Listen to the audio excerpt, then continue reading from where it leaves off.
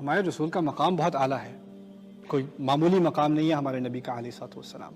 عسیٰ ان یبعثک ربک مقاما محمودا، ایسا ہو کہ آپ کا رب آپ کو ایک تعریف کیے ہوئے مقام پر ڈال دے۔ مقام محمود ایسا مقام ہے جب قیامت کے دن لا یتکلمون الا من اذن له الرحمن وقال صوابا، انسانیت میں کوئی نہیں بول سکے گا، سب کی بولتی بند ہوگی، اور جو بھی بولے گا وہ صحیح صحیح صاف صاف بولے گا، الا من اذن له الرحمن، سوائے اس کے جس کو الرحمن اجازت دے دے، اور وہ حدیث کے مطابق وہ اجازت صرف نبی علیہ الصلوۃ والسلام کو ملی ہے۔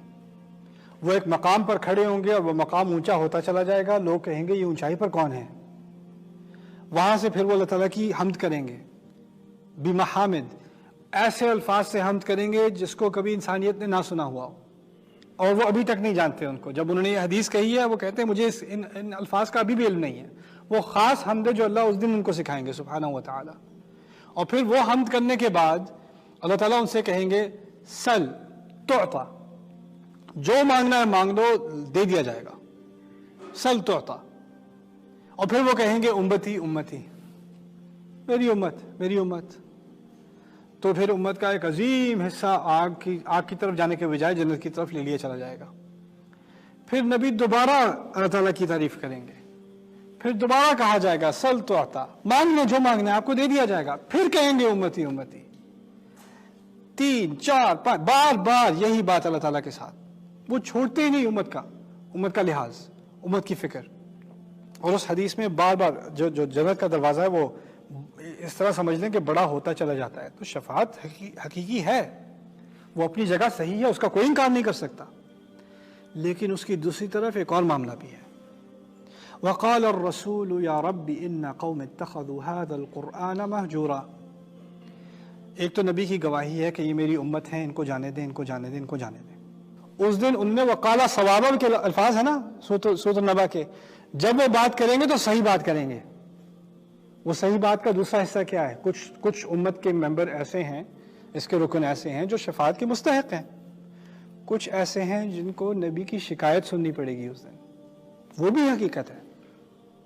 آپ کو ان کے خلاف شہید بنایا جائے گا، ان میں سے جنہوں نے اپنی ذمہ داری پوری نہیں کی۔ وہ کیا ذمہ داری پوری نہیں کی؟ اس کی طرف اشارہ کر دیا گیا ہے، وقال الرسول یا رب ان قوم اتخذوا هذا القرآن مہجورا، اس دن رسول کہے گا اے رب اس قوم نے میری قرآن کو تو رکھا، لیکن رکھا ایسے جیسے چھوڑی ہوئی چیز۔ اتخذوا هذا القرآن مہجورا، یہ لغت الابداد ہے، یعنی یہ متضاد الفاظ ہیں۔ قرآن کو پکڑا اور چھوڑی ہوئی چیز کی طرح پکڑا، کیا معنی ہوئے؟ قرآن تو پڑھا تو صحیح، تلاوت تو کی، عقیقے میں بھی سنا دی تلاوت، نکاح میں بھی مولوی صاحب سے کچھ قرآن پڑھوا دیا، گھر نیا خریدا تھا اس میں بھی قرآن خوانی کرا دی، وہ سب تو کر لیا، آیت الکرسی کے لاکٹ تو بنا لیے، یہ تو کر لیا، کبھی کبھی تلاوت کی ٹیپ بھی لگا دی گھر میں برکت کے لیے، وہ بھی کر لیا، لیکن اصل بات جو قرآن کی تھی اس سے دور بھاگتے چلے گئے۔ پکڑا تو ہوا ہے لیکن چھوڑا بھی ہوا ہے ساتھ ہی۔ اتخذوا هذا القرآن مہجورا، یہ رسول کی اس دن شکایت ہے، اور شکایت کا بھی اب اس حلقے میں تو شکایت پر ہی بات ہونی چاہیے کہ رسول صلی اللہ علیہ وسلم کی دعا کا کیا اثر ہوتا ہے۔ میں نے کہا تھا ان کا ایک خاص مقام ہے۔ میں آپ کو ایک چھوٹا سا کمپیریزن دیتا ہوں۔ موسیٰ علیہ السلام سب سے زیادہ ذکر کیے گئے نبی ہیں قرآن کے، 70 سے زیادہ مرتبہ موسیٰ علیہ السلام کی بات ہوتی ہے۔ موسیٰ علیہ السلام جب پہاڑ پر گئے، اللہ تعالیٰ سے بات کی انہوں نے، پہلی دفعہ ڈائریکٹ مکالمہ، اس کے پہلے بھی میں نے ذکر کیا تھا آپ سے۔ جب وہ بات ہوتی ہے تو اللہ تعالیٰ نے ان سے کہا کہ تم فرعون کے پاس جاؤ، اذهب الى فرعون انه طغى، فرعون کے پاس جاؤ، وہ باغی ہو گیا ہے، وہ طاغی ہو گیا ہے، اب جاؤ اس کے پاس۔ انہوں نے کہا ربی، میرے رب، میرے کچھ مسائل ہیں، میں ایسے ہی نہیں جا سکتا۔ انہوں نے کہا انی اخاف ان یکذبون، وہ لوگ مجھے جھوٹا کہیں گے، جب وہ مجھے جھوٹا کہیں گے تو میرا دل پسنا شروع ہو جائے گا، وہ یضیق صدری، اور جب میرا دل پسے گا میری زبان نہیں چلتی، ولا ينطلق لسانی، فارسل، اور مجھے ہارون کی بھی ضرورت ہے، فارسل یا ہارون، اور اس کے مزید ولہم علی ذنب، اور انہوں نے میرے خلاف ایک کرائم بھی، ایک جرم بھی ریکارڈ پر ڈالا ہوا ہے، میں نے غلطی سے قتل کر دیا تھا، فاخاف ان یقتلون، مجھے ڈر ہے کہ مجھے مار ڈالیں گے۔ انہوں نے پورے مسائل کی لسٹ بنا دی۔ اللہ نے کہا تھا فرعون کے پاس جاؤ۔ موسیٰ علیہ السلام نے کئی درخواستیں کی، یہ مسائل ہیں، پھر آگے ان باتوں کا جواب ہے۔ اب اس کا بالکل مختصر طریقے سے کمپیریزن کیجئے۔ ہمارے نبی علیہ الصلوۃ والسلام کو ہجرت کا حکم دیا، مکے سے کہاں گئے؟ مدینے۔ جب مدینے گئے تو جب نماز پڑھتے تھے تو ان کی پیٹھ قبلے پر ہوتی تھی، ان کو اپنا ابھی قبلہ بدلا نہیں تھا، اور یہ ان کو تکلیف ہوتی تھی کہ جو گھر میرے والد ابراہیم علیہ السلام نے بنایا اس کی طرف میری یہ پیٹھ ہے، کیونکہ وہ یروشلم کی طرف نماز پڑھ رہے تھے، ان کی پیٹھ تھی قبلے کی طرف۔ موسیٰ علیہ السلام نے تو اپنے مسائل کی لسٹ بنائی تھی نا، یہ مسئلہ ہے، یہ مسئلہ ہے، پھر اللہ تعالیٰ نے وہ سارے مسئلے حل کر دیے۔ ہمارے نبی نے کیا کیا؟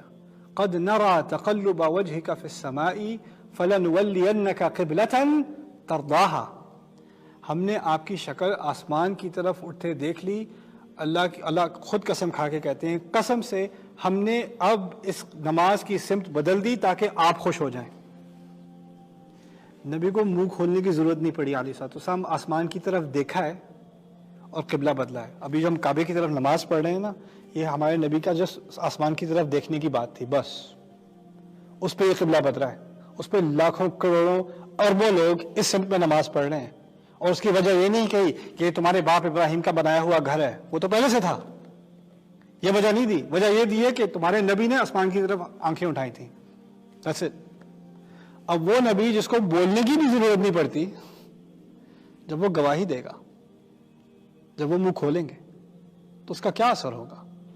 دو طرح کی گواہی دیں گے وہ، ایک طرف تو وہ شفاعت کریں گے اس امت کی، اور کچھ لوگوں کی شکایت کریں گے۔